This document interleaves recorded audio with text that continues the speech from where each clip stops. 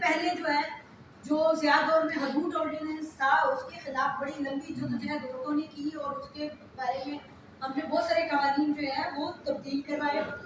اب اس میں پھر ہم نے دیکھیں ہراسمنٹ کے قوانین ہیں.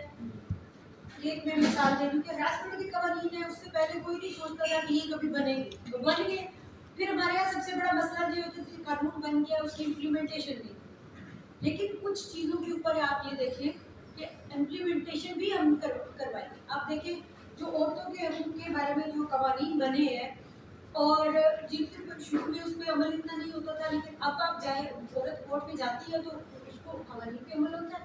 ٹھیک ہے, جیسے طلاق کا قانون بنا کہ خلا کے لیے پہلے عورت جو ہے وہ مطلب اگر خاوند نے طلاق نہیں دی, کئی جان بوجھ کے نہیں دیتے بھی اس کو ہم تنگ کریں گے طلاق نہیں دیں گے, تو عورتیں کئی سال ان کو طلاق نہیں دیتے تھے اور وہ اسی طرح سے خود دوسری شادی کر لی مرد نے, اور دوسری شادی کر لی, بچے ہو گئے, اپنے گھر میں خوش آباد ہے, اس کو نہ طلاق دے رہا ہے نہ اس نے کہا جی میں تمہیں گھر میں رکھوں گا.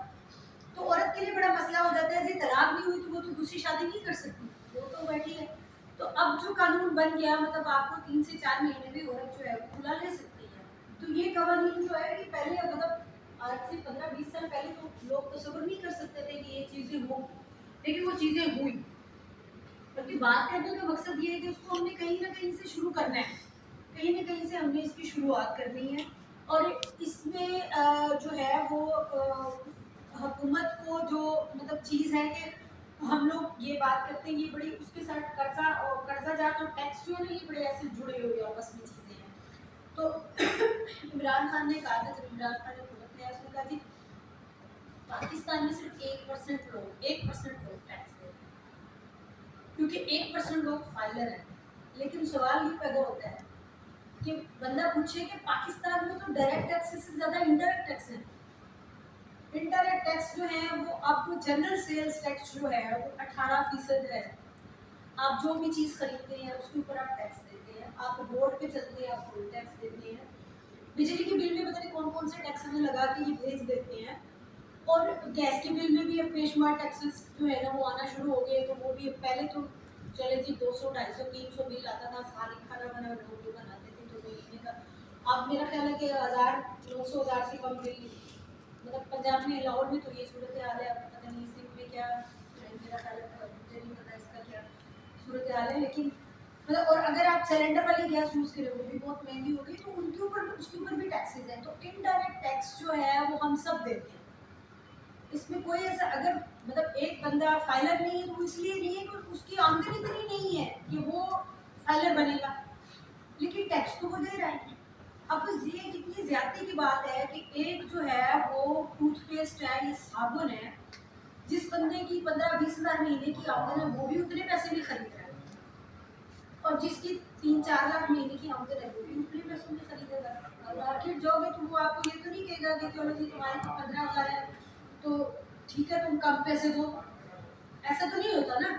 جو بھی چیز خریدی جاتی ہے جس کی 20,000 انکم ہے وہ بھی اسی قیمت میں خریدتا ہے, اور جس کی لاکھوں کروڑوں میں بھی انکم ہے وہ بھی انہیں پیسوں میں خریدتا ہے. تو یہ کس طرح کا نظام ہے؟ مطلب اگر آپ کے لوگوں کو آپ منیمم ویج ہی نہیں پوری دے رہے, آپ ان قرضہ جات کا ان ٹیکسوں کا کہاں استعمال کر رہے ہیں, وہ پیسے جا کہاں ہے؟ فیکٹریوں کے اندر جو ہے وہ اگر گورنمنٹ نے 25,000 منیمم ویج رکھی ہے تو وہ 15,000 16,000 17,000 لوگوں کو دیتے ہیں, 25,000 پہ سائن کرواتے ہیں. وہ سب جگہوں پہ ہوتا ہے,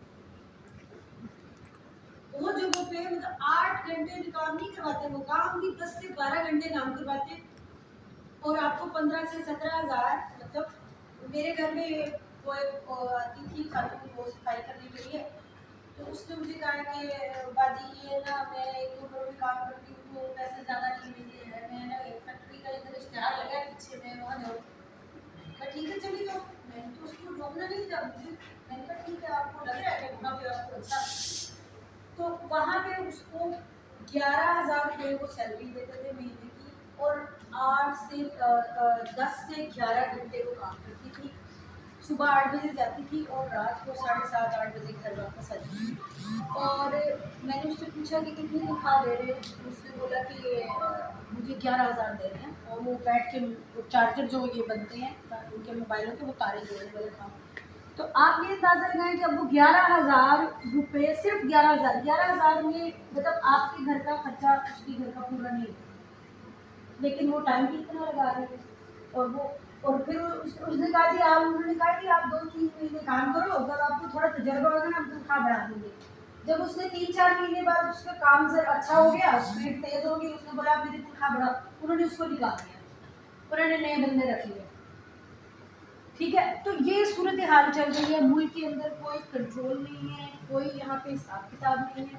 تو اس لیے ہم یہ بات کرتے ہیں کہ ہم ڈیٹ آڈٹ شہریوں سے ہم کرنا چاہتے ہیں، کیونکہ ہمارے ملک میں یہ بہت ضروری ہو گیا۔